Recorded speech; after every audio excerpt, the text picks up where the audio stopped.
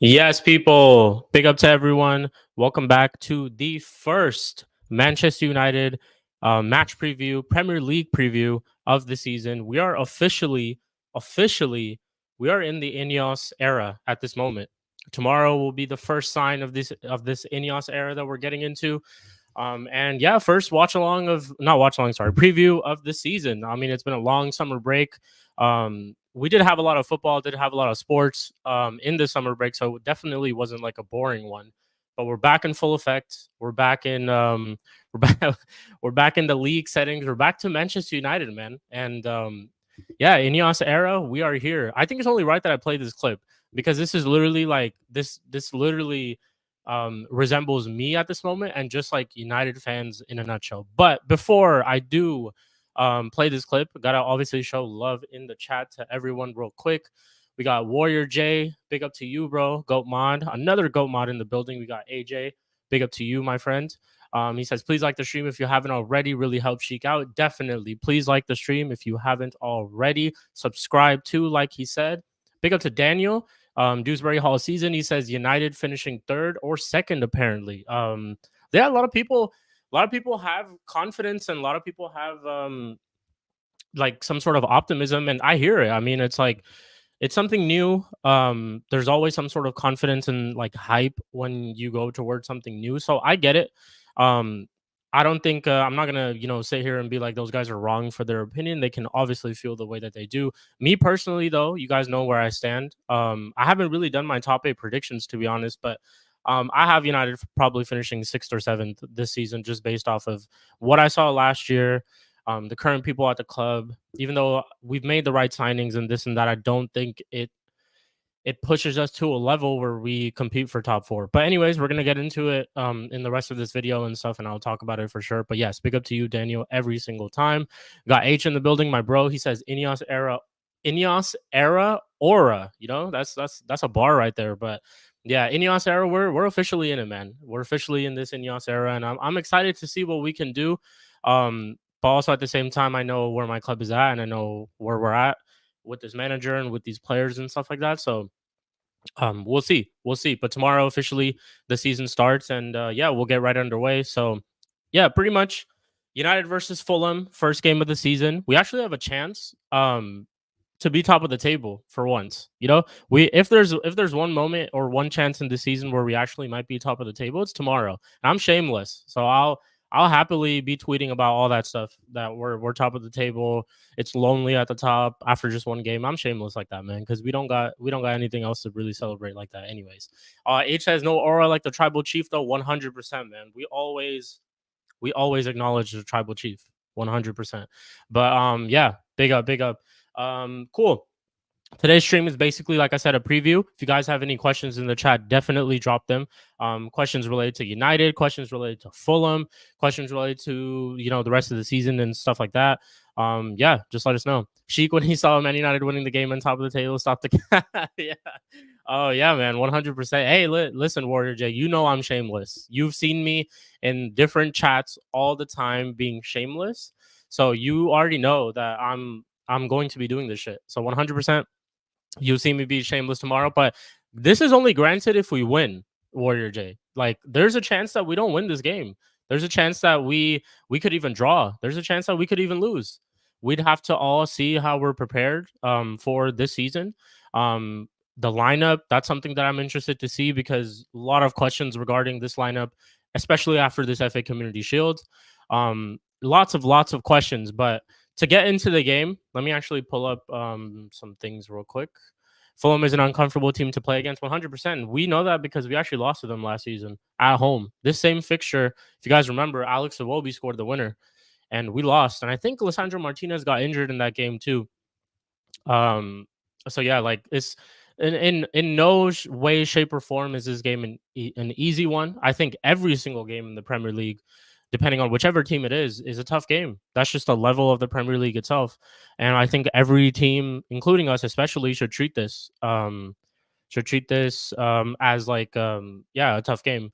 Couple of questions. Let's see. He says H says, fuck, I'm gonna hear this all day tomorrow if you win. Now, you know, like, you know me though, like, H, you know me like really, really well. Like, I'm not shameless when it comes to our group chat, but I'm shameless when it comes to just social media and going to other people's streams and stuff like that. You know where I stand on United just in general.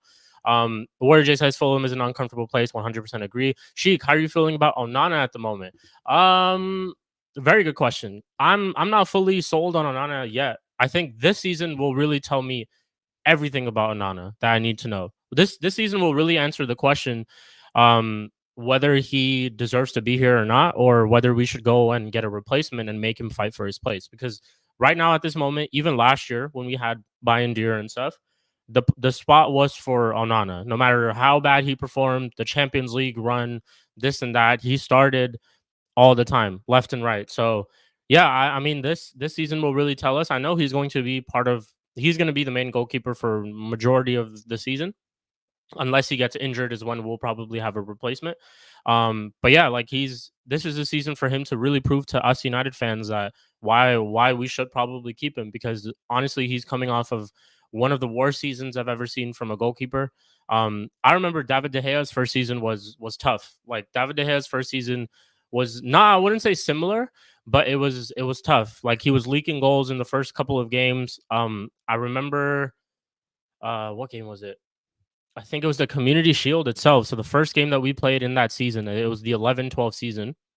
This is right after Edwin van der Sar announced his retirement. We ended up going to get De Gea from Atletico Madrid, and first game of the season in the Community Shield, he had an absolute howler. We finished, the game was 3-2, but I think we were 2-0 down, And one of those goals was just absolutely insane. It was from Dzeko, it was like from way outside the box, but De Gea just let one of them in. And there were a lot of games like that where he was looking shaky. But then the thing with De Gea is that he proved his quality after. He proved that, he was at that time he could have become a very like a top class goalkeeper, which he ended up becoming. But we saw signs of like a shot stopper. We saw signs of a good goalkeeper early from him. That's why I think we kind of kept him.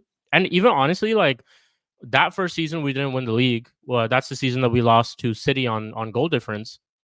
The season after that, when we in 12-13, when we did win the league, there were a lot of games where he was being swapped out for this one goalkeeper we used to have. I know United fans in the chat will probably know. His name was Lindegaard. Um, he was one goalkeeper who was being swapped a lot by Sir Alex. I remember we played in the first season in 11-12, we played City in the FA Cup at the Etihad, and he was our goalkeeper that day. It wasn't even De Gea. So, yeah, a lot of swaps going on between the both of them, but De Gea rightfully earned his spot. We had the likes of like who did we had Sergio Romero for us in one of our seasons, who actually took a spot because there were rumors of him leaving, David De Gea leaving to Real Madrid. That whole fax thing that was going on, I don't know if you guys remember, where we couldn't send the papers in time and he ended up not going. But yeah, Sergio Romero was our starting goalkeeper, but consistently my point is that De Gea kept his standard, kept his level, and he eventually showed us that he earned that number one spot. It's kind of the same thing that I'm asking for Onana this season too, because like I said, after coming from a season like last year and all those mistakes that he made, because he literally cost us in games. He cost us in the Champions League. He cost us in moments in the Premier League. Um, People told me that we signed him because of his distribution and because of how good he is on his feet. I personally saw moments of it, but I don't think I saw anything where like, let's say he was able to create a chance or he was able to create a goal or something like that because of that distribution. One goal that I can actually think of was the Rashford goal at the Etihad, the one where that screamer where he absolutely just hit it top bins. That goal was actually created from Onana because he's the one who played the long ball, I believe. And Bruno was the one who kind of knocked it down to Rashford, and then Rashford ended up scoring. So I get what like the reasoning behind Ten Hag wanting to sign him. It's just based on the way that we play. But the thing was like we didn't know how we played last season, so I feel like we didn't really get to see that distribution part of Onana in terms of that. But yes, we prioritize his distribution and how good he is on the feet, but I feel like we didn't really look at his shot stopping ability. And people want to talk about his shot stopping ability at Inter. He had a very good defensive team in front of him. Inter itself were a very, very good defensive team. One of the reasons why they ended up reaching the Champions League final was because how good they were defensively. And when you have a very good backline in front of you like that, you don't really make that many saves. And yes, in this same argument, our backline yesterday or our backline in the Community Shield and last season wasn't the best, and that's why he was exposed to a lot more shots, which basically means he's exposed to a lot more saves, which I get. Like, I'm not blaming him for that, but even some of the saves that he could have made, he didn't, and that's what one of my biggest concerns is. But that's that. To answer my question, I think to answer your question, AJ, this is the season for me where I will judge him. I could honestly be over Onana and say Onana out by January, because if I don't see any good performances from him from the get-go, then I'm not for it. Because in the past, we've never had an issue with goalkeeping. And having an issue with the goalkeeping, to be honest, right now is crazy, but we move. We move. But yeah, going through the game, I'm gonna pull up some things that I've read, some news also regarding Manchester United recently. If you guys don't know, or I'm sure you guys do know, our captain, Bruno Fernandes, as the Portuguese Magnifico, as everyone likes to call, has officially signed a new contract, and he will be staying here till 2027.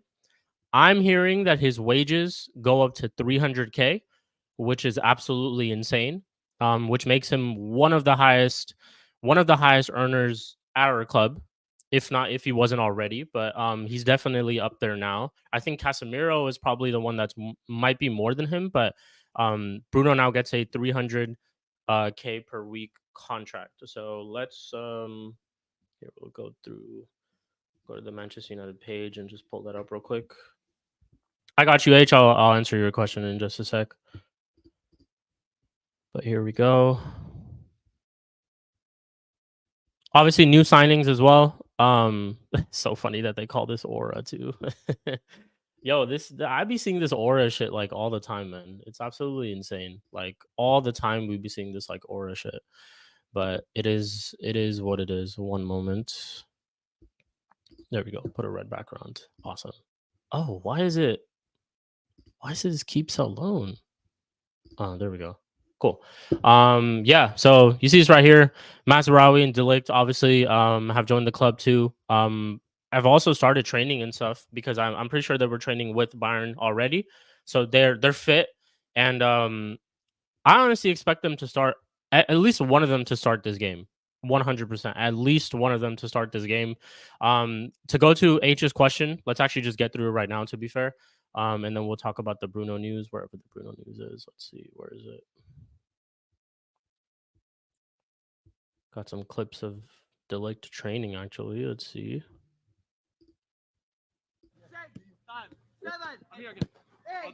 Point for blue. Keep it.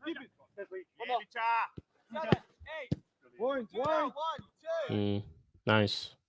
Very nice. Yo, big up, Manch. Big up, my G. Hope you're blessed, bro. Let's see. There we go. Bruno news. Oh, we'll get through this quote as well. But yeah. My lineup for tomorrow's game is Onana in goal. If Delict is fit, then start Delict and Martinez as the two center backs. Mazraoui right back, Diogo Dalot left back. Casemiro, Mainu, Bruno Fernandes, Xerxes, Ahmad, and Rashford. That's who I would play. Yeah, Rashford or Sancho. I don't really mind. But even though I would want to honestly play Sancho in the middle, but that'll be my lineup. So Onana in goal, Delict and Martinez is the two center back pairs. Dalot as left back. Mazraoui is right back. Casemiro, Bruno, Mainu, Xerxes up front, Rashford on the left, and Amad Diallo on the right. That would be my lineup. And honestly, I think that lineup is good enough for us to get a win for sure. I think we'll have Garnacho come on at the right time to be that impact sub. We've got Sancho off the bench. We could take Amad if he's not having the best of games, or if the game's already wrapped up, then give Sancho some minutes. Who else have we got on the bench like that? I'm trying to think.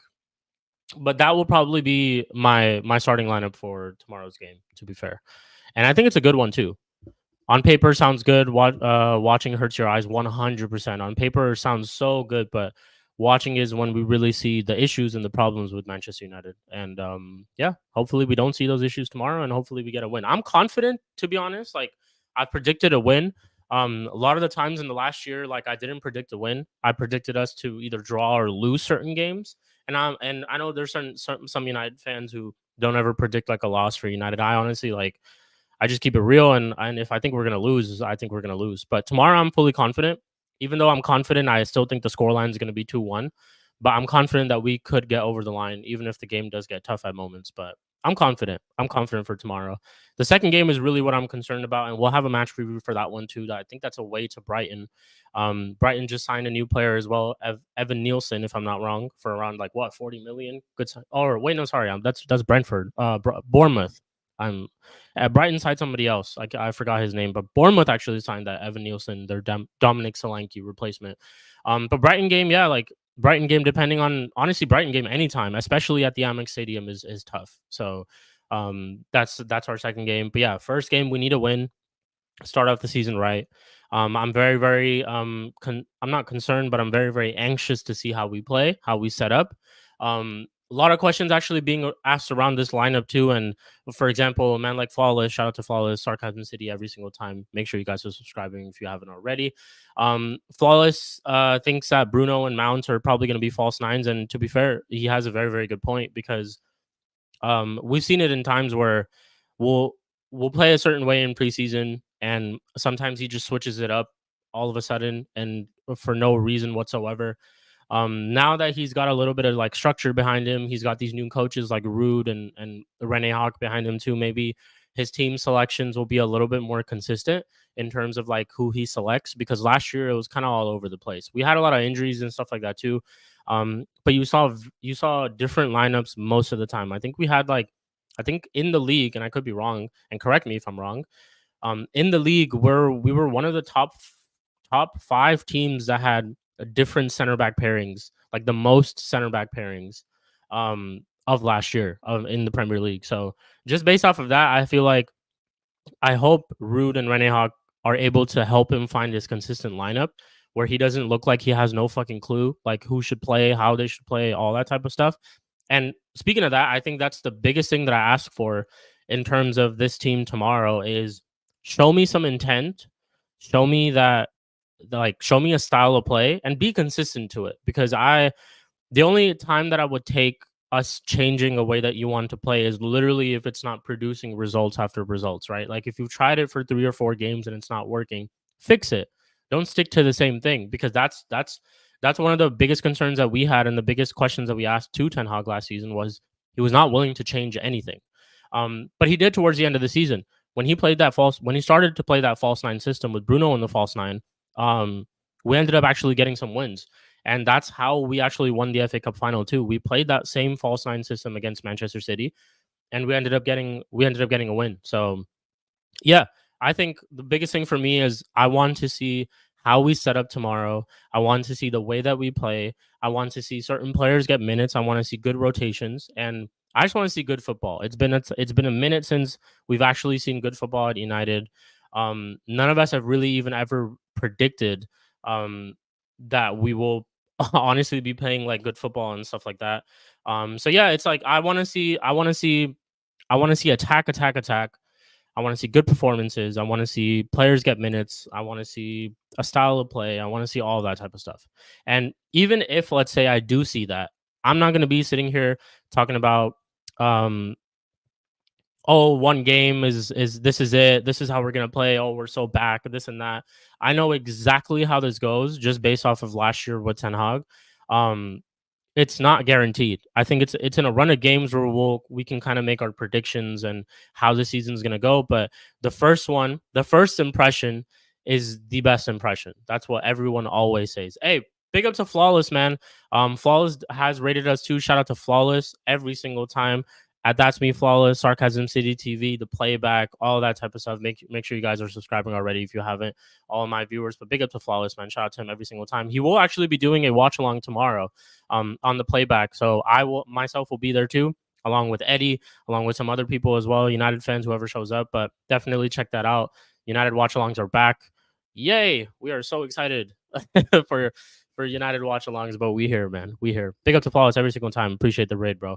But yeah, getting back to it. Those are the things I want to see. And I'm not gonna be on my high horse if I do see all those things and be like, we're back and all that type of stuff. I think we need to be patient. Us United fans need to be patient.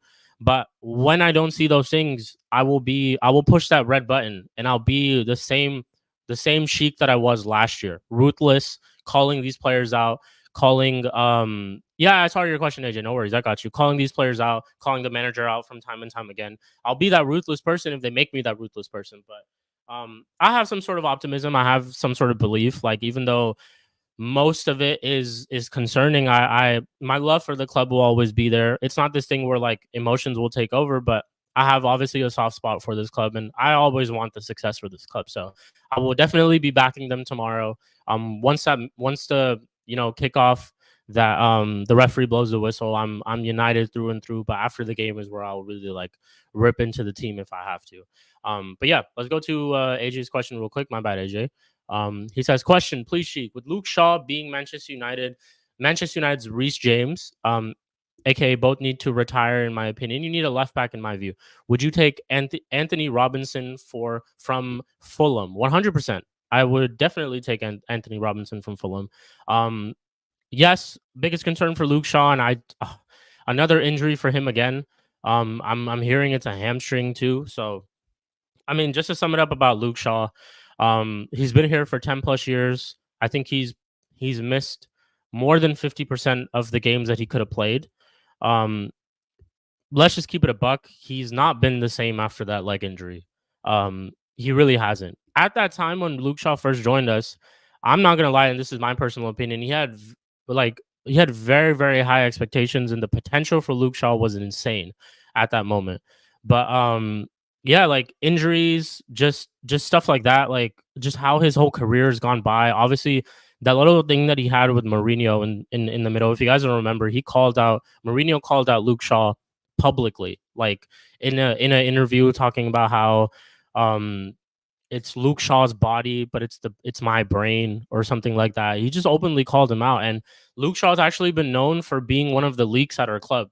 Every single time something negative was coming out of our club, apparently Luke Shaw was behind it, and he was the person who's not solely the person, but he's been in moments been causing that type of stuff. So, and just going into in terms of him playing football too, he's just not been good enough. Like a little bit overweight, like we all joke about.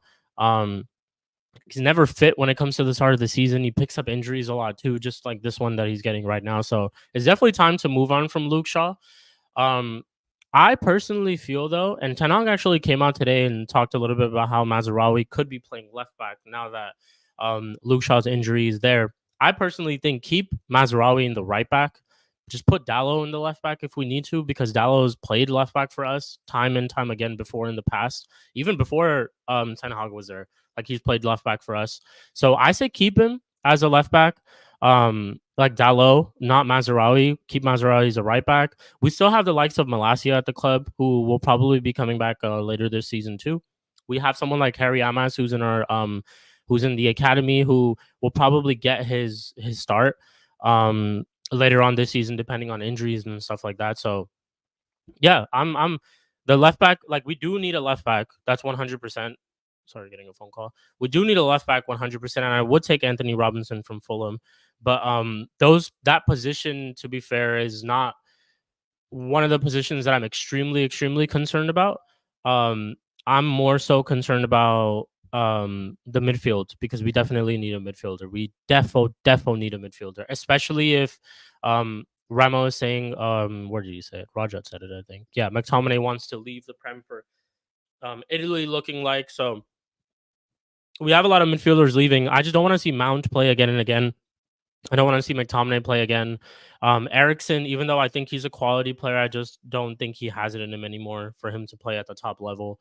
So we need new midfielders, 100%. And if we're trying to push Mainu and develop Mainu into a better ball progressor, a better passer, and stuff like that, you need to play someone alongside him who can do all that dirty work. And I'm not saying Casemiro can't do all that dirty work. It's just we know what we're getting with Casemiro is we're getting like moments in a game of really good play, but eventually he will tire out, his legs will run out, and we need that like destroyer playing alongside Manu in order for him to develop. So I want us to sign a midfielder. We definitely need a striker. Ramos says Ferdi Kadioglu would be great. He's a ball can play on both sides, on the wings and as a CM as well. I'm not gonna lie, Remo, I'm not too familiar with this guy, Ferdi Kadioglu, but is this like a concrete link? Have we been linked with him? Is that what's basically going on? But I will see more into it. My pick for a midfielder would have been Yusuf Fofana, but he's gone to AC Milan, and I never thought we were going to get him in the first place because his eyes were set on AC Milan from the beginning. He's been saying no to all the clubs. Zubamendi's another one who obviously, first of all, Liverpool can hold that.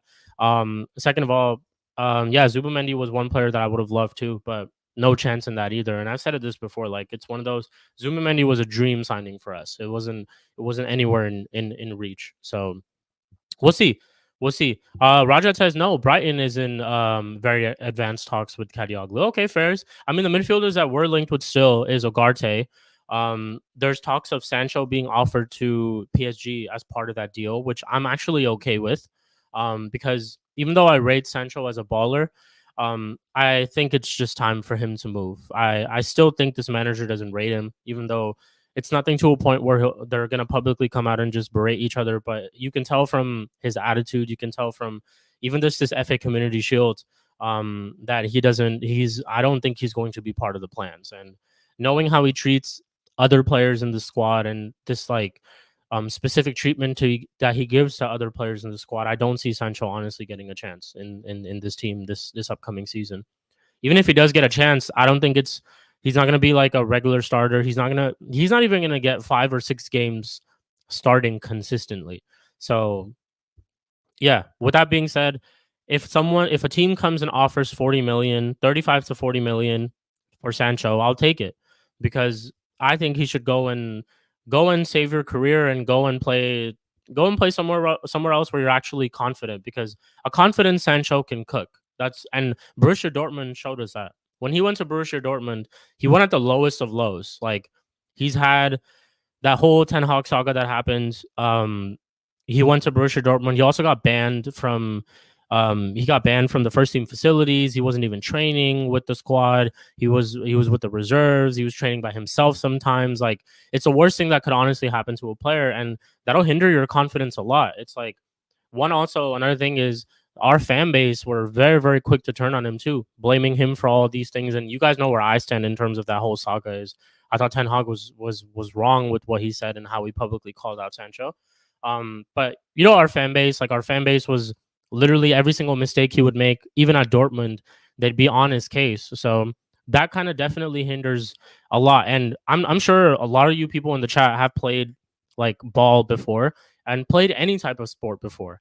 And it comes to a point where like when you're not confident and when you're very nervous on the pitch, you double guess and you often think in your head like, oh shit, like I can't fuck up, and if I do fuck up, people are gonna say this and people are gonna say that, and it's just overall it just goes back to confident. When you're confident, you express yourself, and when Sancho decides to express himself, I think that's where he looks like a very, very good player because he's very technical.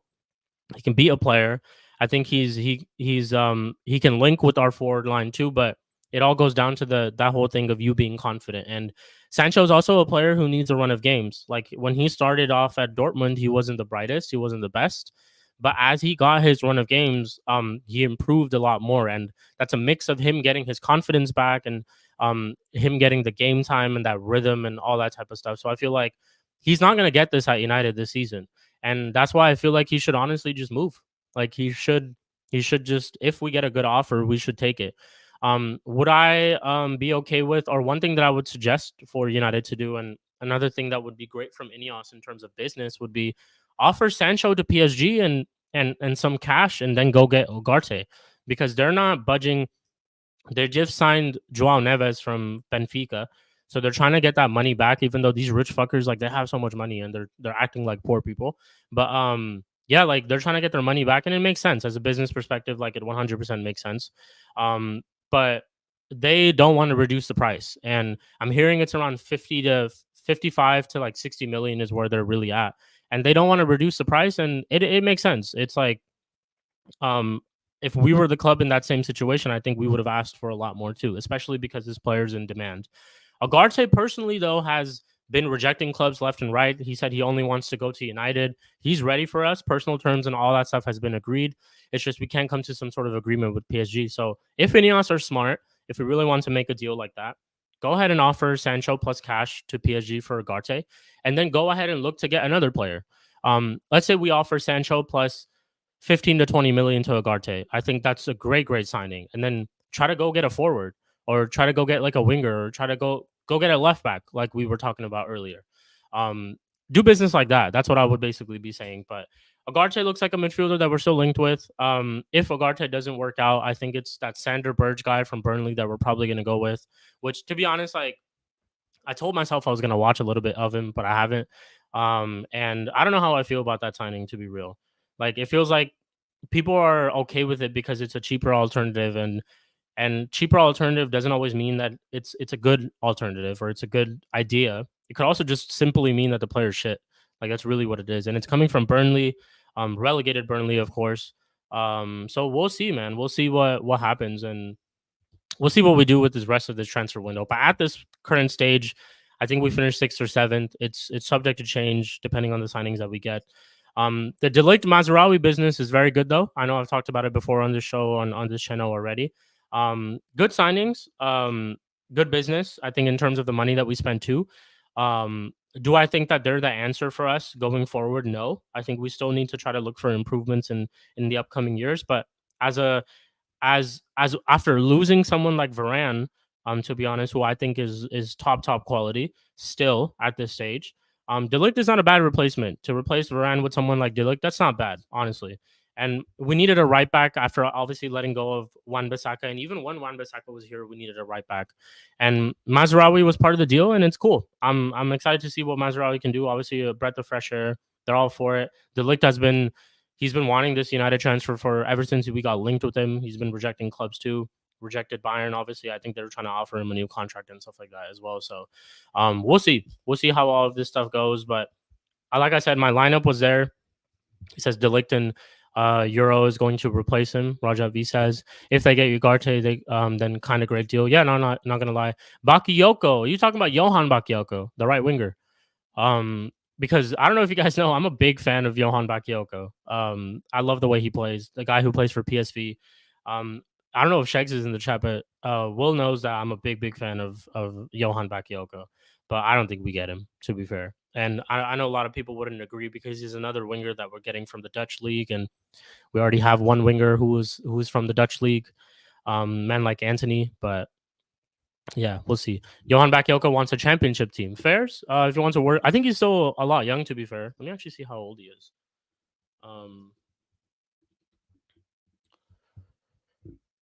Johan Bakayoko.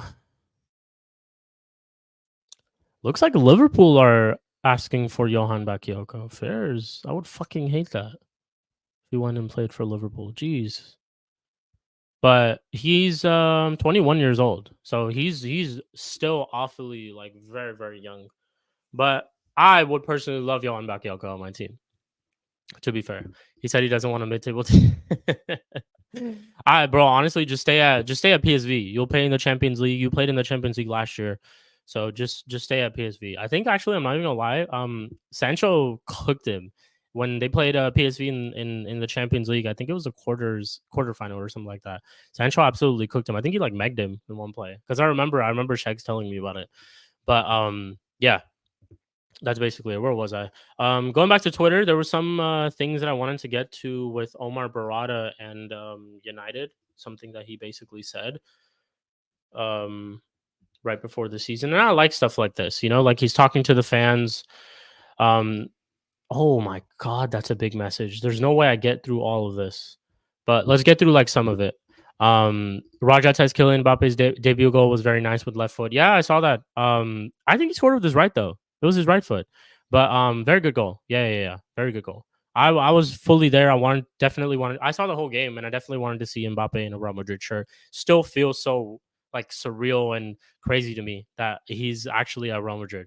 But yeah, and you look at their attack yesterday: Rodrigo, Vinny, Mbappe. They got Jude. They got Valverde. Like man, that team is unreal. But yeah, going back to United, let's get through these comments that Omar Barada made real quick. Cool. So CEO Omar Barada's full message to Man United fans of the new season, which begins tomorrow. To be fair, like I've read a little bit of it, but I'm not gonna. Let's just go through all of it. Fuck it, we got time. Welcome back, dear fans. Welcome back to Old Trafford for our first Premier League match of the 24-25 season.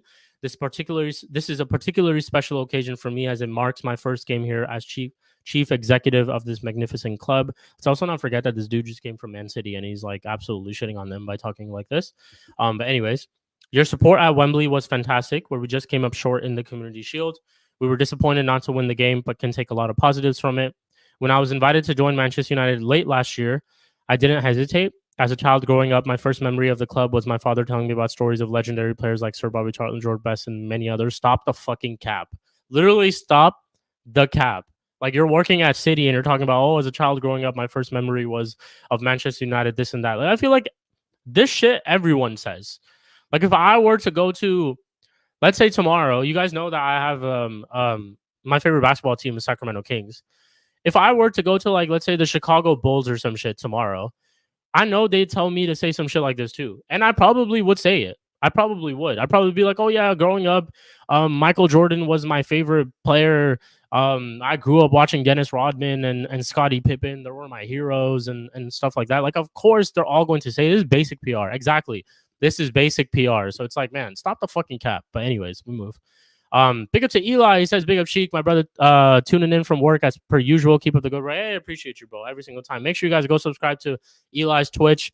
He actually just went live a couple of days ago, and definitely go subscribe to him on that. He's been on this like Fallout thing. So if you guys are Fallout fans, go and watch Eli's Twitch, man, and subscribe to his YouTube channel as well. And he was on Flawless' show yesterday with Tony. So definitely check that out too. Absolutely amazing stream yesterday. Like very, very good. So big up to you, Eli. I hope you have a good day at work today, my bro.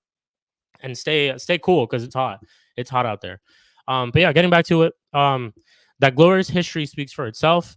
When I walked through the doors for the first time last month, I was immediately struck by the enormity of the club and what it means to our fans here in Manchester and all over the world. I think it's impossible to understand how big Manchester United really is until you're on the inside. That's one advantage all of you have had over me, but I'm catching up, and I feel it more and more every day. It is a very easy place to fall in love with. Oh, so this guy's saying he fell in love with us. Okay, fairs. We've had a busy summer so far with the transformation on and off the pitch. We welcome Joshua Zirkzee, Lenny Euro, Delict, and Mazraoui to the club. 4 excellent talents with a bright future here. We're delighted.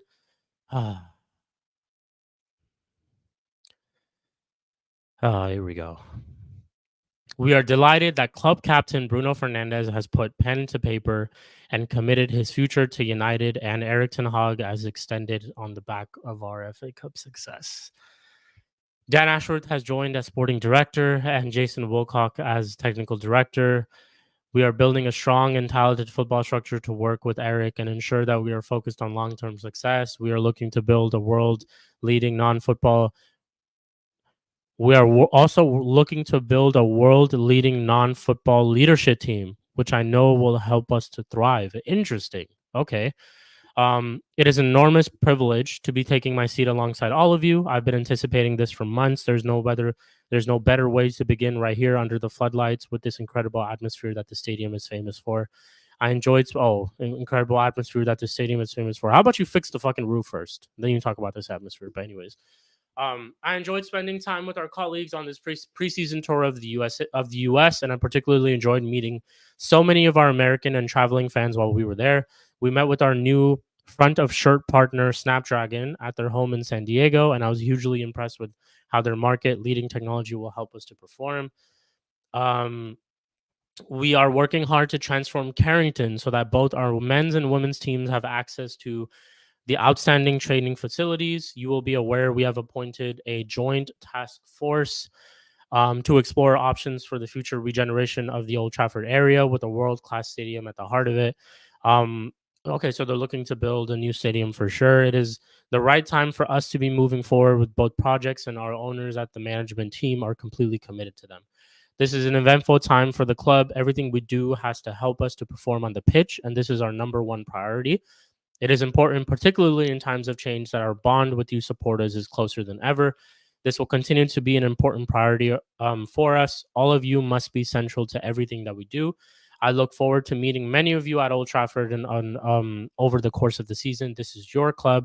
I promise that I will always remember that and treat it with care, dedication, and respect that it deserves. So this is the full quote that Omar Barada has basically kind of like a letter to the fans that he's given out. And my honest thoughts about it is it's normal PR. I think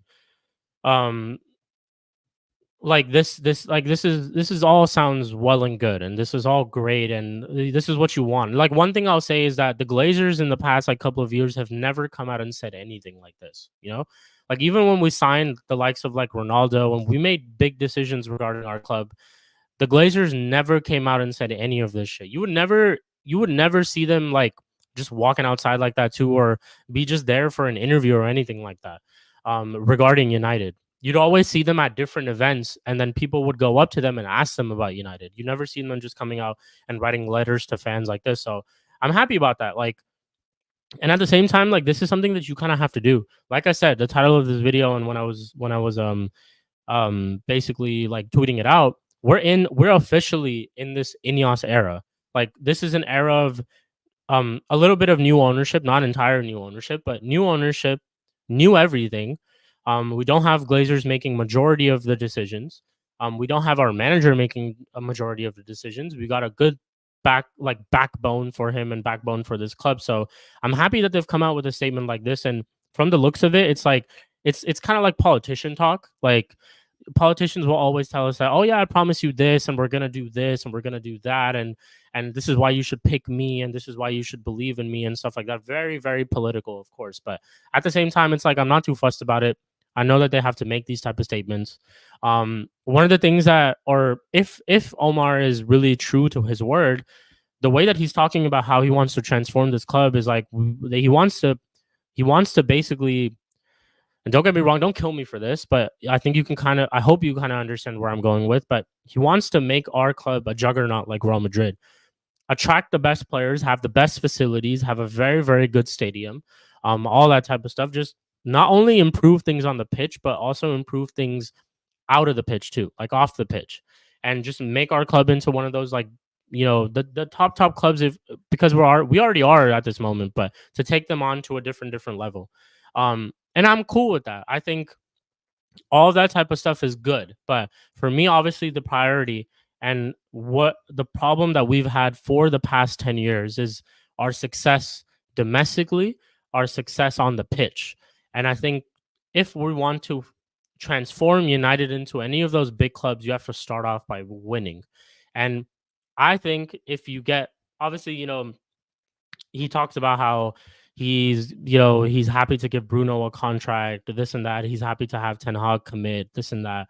Um, it's kind of like a hit or miss, because yes, he's saying that we're happy to have Ten Hag at the club, yet you only gave him a 1 year extension. So it kind of just says that you don't kind of believe in him and believe in Ten Hag and stuff like that. And like I said, it goes back to the same point that this is all going to be heavy PR and political talk, and they're going to sound like politicians and stuff. The real work we'll see is on the pitch. The real work we'll see is through your signings and your outgoings and stuff like that. And then that's when I'll really know that, okay, you actually mean what you're saying. But yeah, I mean, like I said, nothing too crazy. I'm happy that he's come out with something like this. At least, he has some sort of communication with the fans. And let's see, man. Let's go. We're officially in this INEOS era.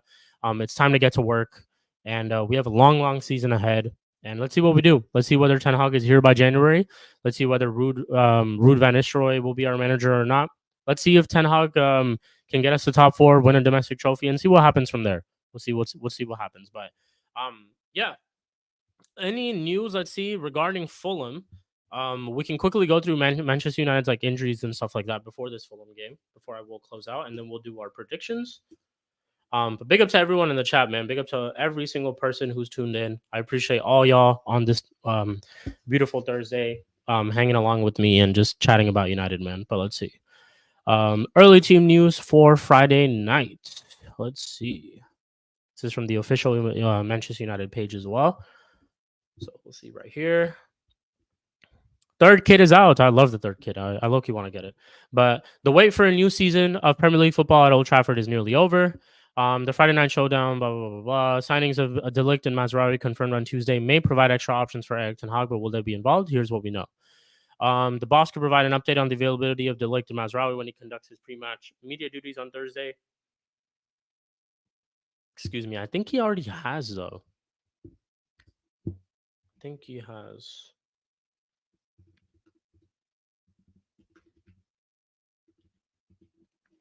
Let me see. And I'll get back to that. I'll get back to this real quick, but let me see if he tweeted anything about that. Because Fabrizio will always be tweeting about United. Let's see.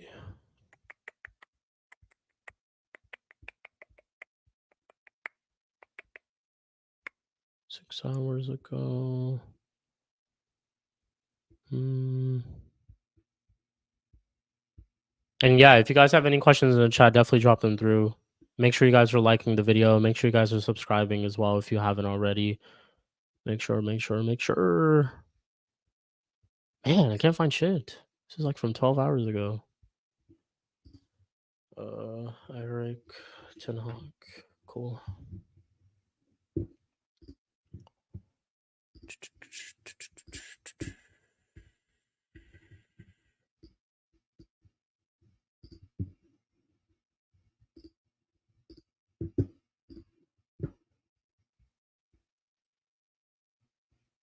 Maguire, Delict, and Mazraoui are all available for the Fulham game. That's what he says. I haven't seen this one. Let's see this.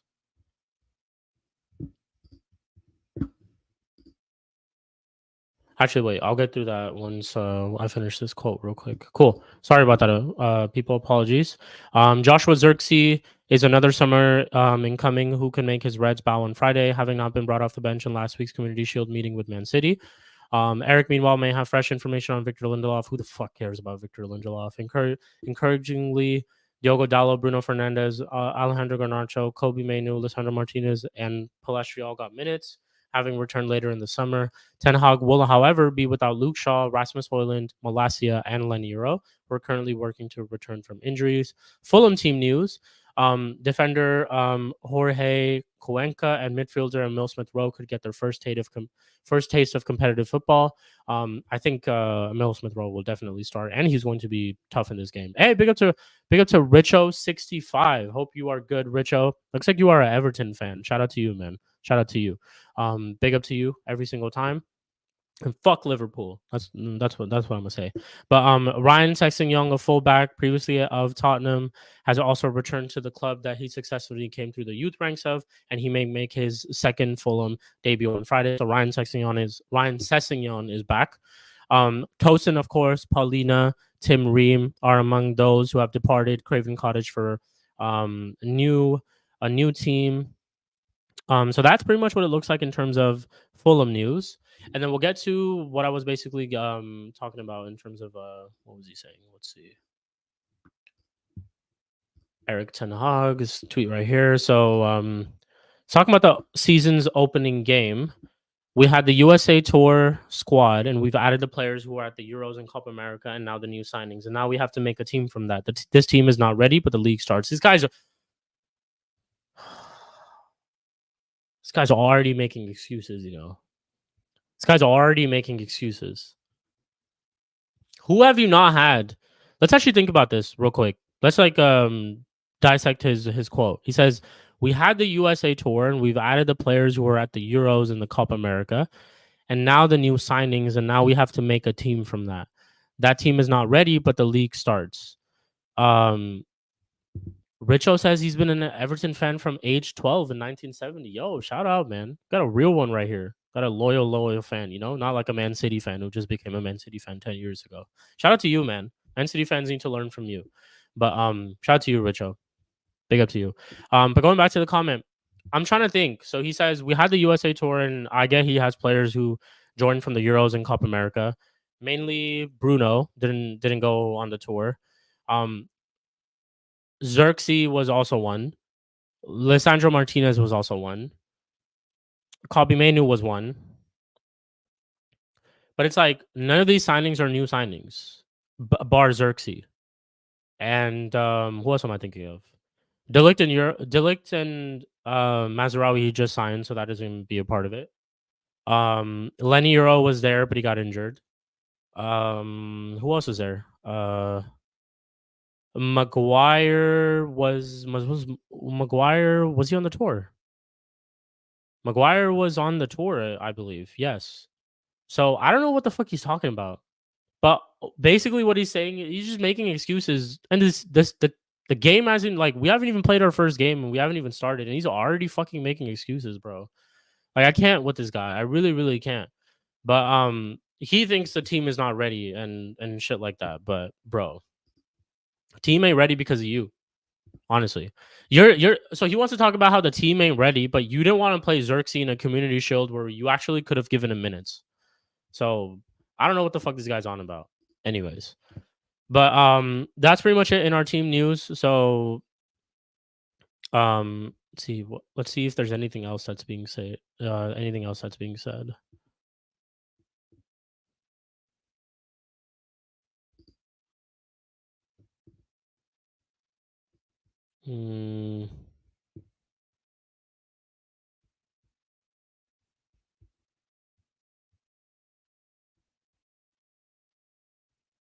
Can't really find anything else in terms of that. Score predictions? Yeah, score predictions is 2-1 for me.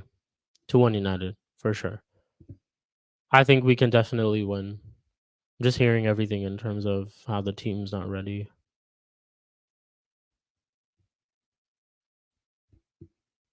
He's saying that Mazraoui, Delict, and Harry Maguire will all be available. Yeah, honestly, I could see them start. I really could. Tight game or Fulham late goal. Tight game. Tight game, but I think we'll get over the line. Like it's definitely not going to be easy, but I think we'll get over the line eventually. It's one of those ones where like we'll probably score both goals like in the last like 30 minutes. You think you'll get more signings before the window closes? Yes, Eli. I think we get a midfielder. Definitely think we get a midfielder. I would want a midfielder and a striker, but I think we definitely get a midfielder because the Ugarte news is still there. Like I said, um, there's talks of us offering Sancho plus cash for Ugarte. If the Ugarte deal doesn't go through, then we'll definitely go get that guy from Burnley, the Sandra Burge guy. So I think we sign a midfielder for sure. We definitely sign a midfielder. But we need outgoings too. Like I need Scott McTominay to leave. He's been linked with a lot of clubs in the past, but I need Scott McTominay to leave. We need outgoings. We need outgoings for sure, but we need a midfielder definitely. That's what I would say. A midfielder, a striker if we can. Fucking Tony's there, man. Just go get Tony. Like how hard is this shit? Literally, how hard is this shit? We can stay here and just be like, oh yeah, go offer this amount of money to Tony. But go get fucking Tony. Like literally, go get Tony, man. But it is what it is. We move. Anything else? Let's see. Another quote that he's put, he says, we're not on 100% form, but we have to go from game to game to improve and to get higher performance levels in the team and in individual players. We will see how quick we can go with this process. Okay. Just waffling. Pure waffle from this guy, bro. But yeah. Not really much else. I think we'll kind of do a recap basically for the stream because I will be closing out. I've actually got to go to work. But yeah. 2-1 prediction from me. I think we win 2-1. I'm gonna say goals from if Xerxes starts, I reckon he gets his first goal tomorrow. And then I'll say Ahmad, probably. So I'll say Ahmad and Xerxes probably get their goals. Lineup wise, who I think should start, I'd go with Onana in goal, Delict, Martinez, Mazraoui right back, Diogo Dalot left back, Casemiro, Menu, Bruno, Xerxes, Rashford on the left, Amad Diallo on the right. That's who I think he'll probably go with, and that's who I think is okay too. So Rashford can be changed for Sancho. He's probably going to play Garnacho because Garnacho scored a goal on the week in the Community Shield. But we'll see. That's my lineup. 2-1 United. In terms of streams and stuff, because I will be closing out, there is a watch along tomorrow on Sarcasm City Playback and on the YouTube. So I will be there for that.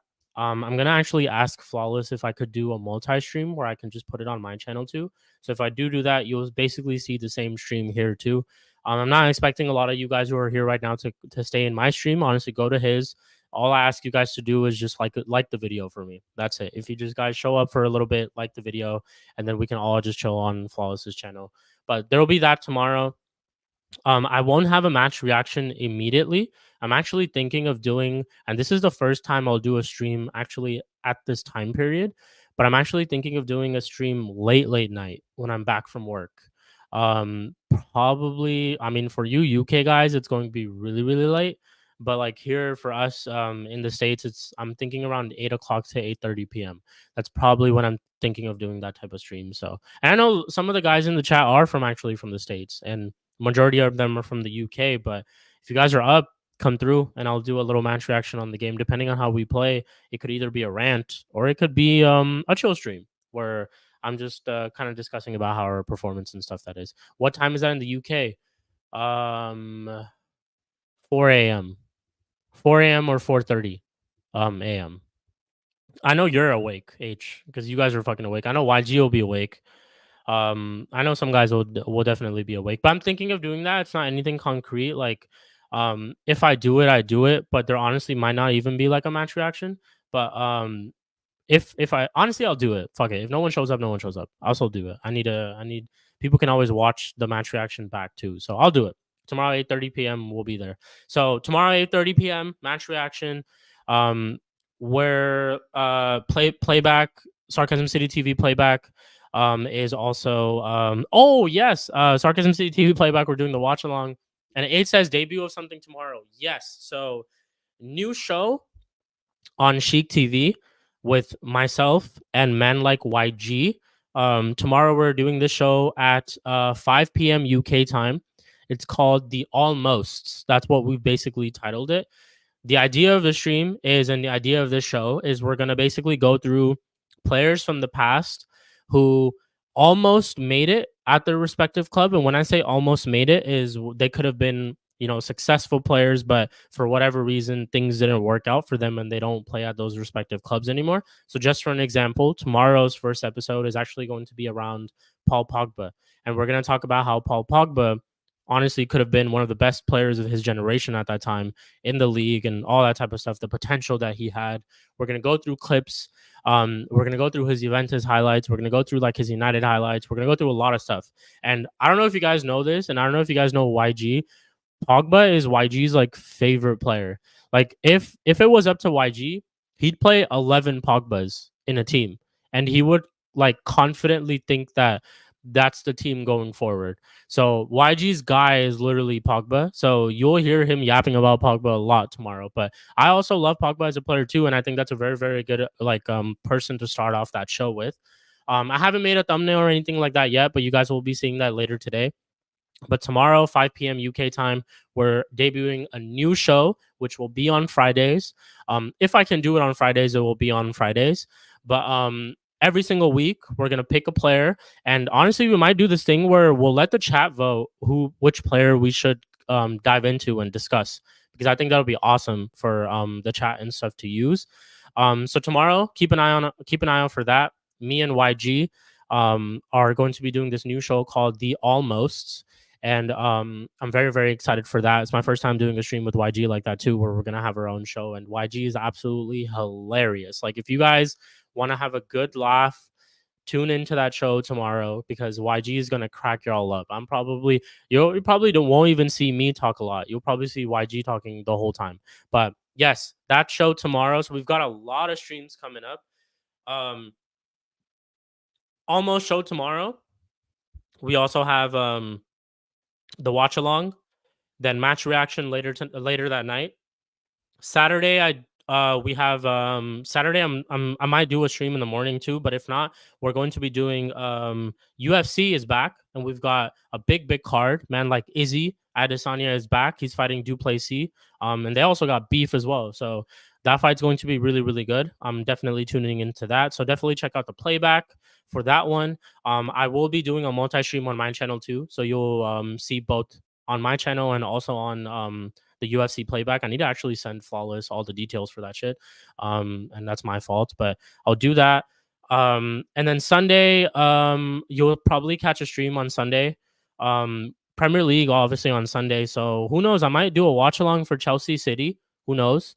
Yeah, we'll talk about some shit. We'll do some sort of stream, because I want to stream as much as I can. It's the thing to me when it comes to streaming is like ideas just come to my head, and I'm the worst at planning this type of stuff. And ideas just come to my head, and I'm like, you know what, fuck it, let's do it. Like, and I just do it right away. So, keep an eye on for that. Obviously, I know you guys are all subscribed to me, and you guys have all the notifications and stuff on. So keep that on, and you'll know that I basically go live. And then Monday, we're back with Mud Brothers. I'm looking to get another special guest, which I will not tell you guys about. I'm going to basically be doing this thing where whenever I get special guests, you'll just find out 30 minutes before the stream goes live who that special guest is. And all I'll say is tune in on Monday. It could be anybody. But we're going to have a special guest on Monday as well. This past week, obviously, we had Hussam. Man like Hussam, this is football. Like, my absolute hero inspiration was on my channel. It's absolutely still surreal to me that a guy like Hussam, who I've been watching for years and who's been on Back Again and stuff like that, actually wanted to do work with me. And I think that's like the best thing ever. Absolute shout out to him. What a legend. And I'm looking to bring more and more legends like that on this channel, so that I can provide you guys the best content, because I'm fully committed to doing that and getting you guys the best content that I can. So lots of streams coming up, people. There's lots and lots of things to talk about in this upcoming season. We'll be back on Mother Brothers on Monday with the rest of the gang. hopefully we'll have everyone. Obviously, Eli was there this past stream. We had Surfer also, who was a special guest representing CP and the Chelsea section. Hopefully, we can see M. De Niro because we'll talk about. We'll basically do a recap of the first match week on My Brothers on Monday, and then yeah, we'll go from there. We'll have a special guest too, so keep a tune in for that. But we will be closing out. We're officially back, people. We are officially in the INEOS era. I didn't play the clip actually. I was going to play the clip, but I'll play this clip to end off the stream. But this sums me up. This is how I feel in terms of me being back to content. Creating content and United and stuff like that. But we're back. INEOS era is officially underway. And I'm excited. I'm excited to see us play ball, man. I always am happy to watch United, but hopefully they give me a reason to wake up at these obnoxious like 4:30 a.m. and 7 a.m. times so that I actually see good football. But let's see. We're here tomorrow. Man United versus Fulham, 8 p.m. UK time and 12 p.m. PST time. Watch along. Definitely don't forget that, and match reaction tomorrow on my channel. Big up to everyone who tuned in today for showing all the love. Shout out to Flawless again for rating us. Absolute legend for that. Make sure you guys are liking the video and have subscribed if you haven't already. And yeah, man, I will catch you guys all in the next one. I'll see you guys tomorrow, basically. We have a lot of streams coming up, so I'll see you guys sooner than enough. Big up, and I'm going to end off by playing that clip. This clip sums up me going into this upcoming season. Big up.